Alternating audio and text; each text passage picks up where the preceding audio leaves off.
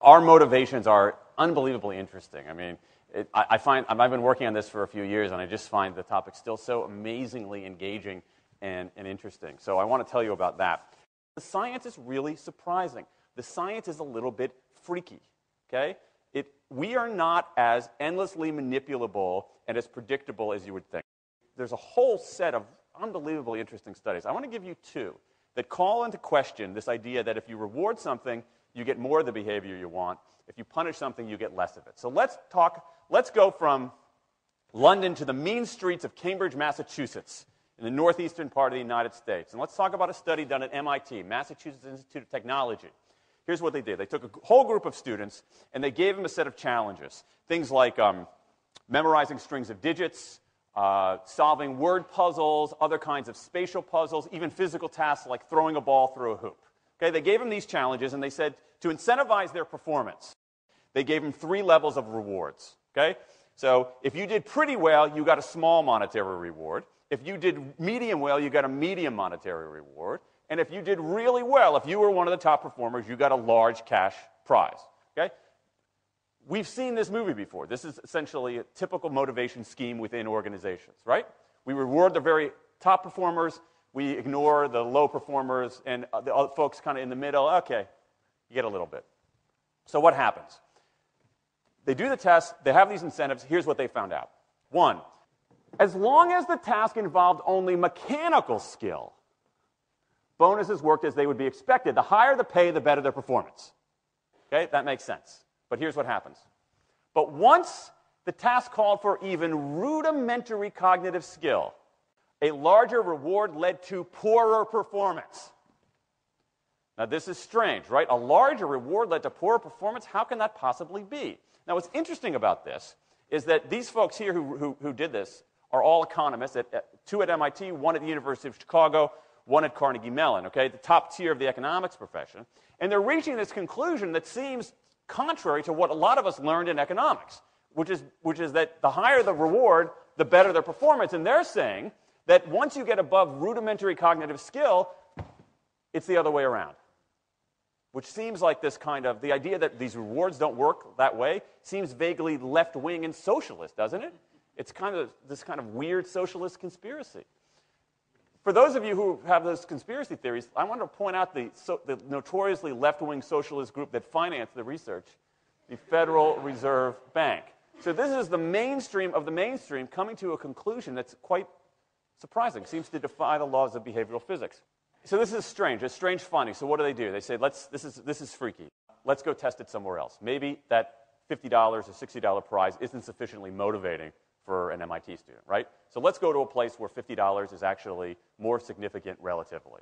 Right? So let's take the experiment. We're going to go to Madurai, India, rural India, where $50, $60, whatever the number was, is actually a significant sum of money. So they replicated the experiment in India roughly as follows. Small rewards, the equivalent of 2 weeks' salary. Small performance, low performance, 2 weeks' salary. Medium performance, about a month's salary. High performance, about 2 months' salary. Okay, so those are real good incentives. Okay, so you're going to get a different result here. Well, what happened, though, was that the people offered the medium reward did no better than the people offered the small reward. But this time around, the people offered the top reward. They did worst of all. Higher incentives led to worse performance. What's interesting about this is that it actually isn't all that anomalous. This has been replicated over and over and over again by psychologists, by some extent by sociologists, and by economists, over and over and over again.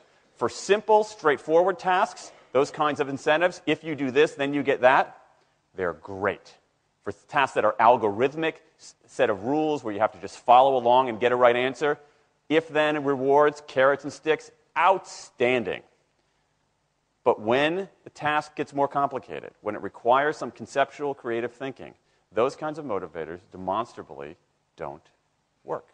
In fact, money is a motivator at work, but in a slightly strange way. If you don't pay people enough, they won't be motivated. What's curious about, there's another paradox here, which is that the best use of money as a motivator is to pay people enough to take the issue of money off the table. Pay people enough so that they're not thinking about money and they're thinking about the work. Now, once you do that, it turns out there are 3 factors that the science shows lead to better performance, not to mention personal satisfaction. Autonomy, mastery, and purpose. Autonomy is our desire to be self-directed, to direct our own lives. Now, in many ways, traditional notions of management run afoul of that. Management is great if you want compliance, but if you want engagement, which is what we want in the workforce today as people are doing more complicated, sophisticated things, self-direction is better. Let me give you some examples of this, of almost radical forms of self-direction in the workplace that lead to good results. Let's start with this company right here, Atlassian, an Australian company. It's a software company, and they do something really cool. Once a quarter, on a Thursday afternoon, they say to their developers, for the next 24 hours, you can work on anything you want.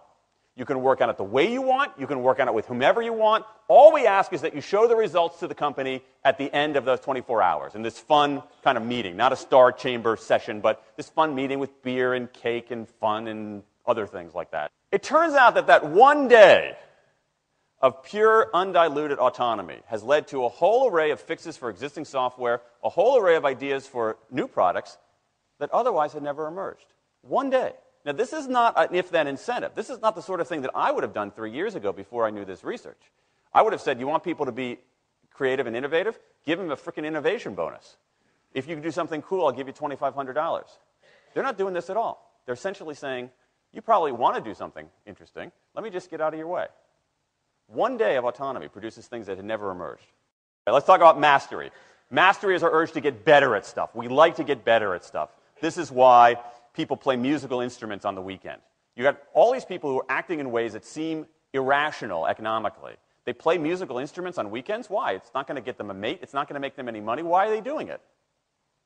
Because it's fun, because you get better at it, and that's satisfying. Go back in time a little bit. I imagine this if I went to my first economics professor, a woman named Mary Alice Schulman, and I went to her in 1983 and said, Professor Schulman, can I talk to you after class for a moment? Yeah. I got this inkling. I got this idea for a business model. I just want to run it past you. Here's how it would work.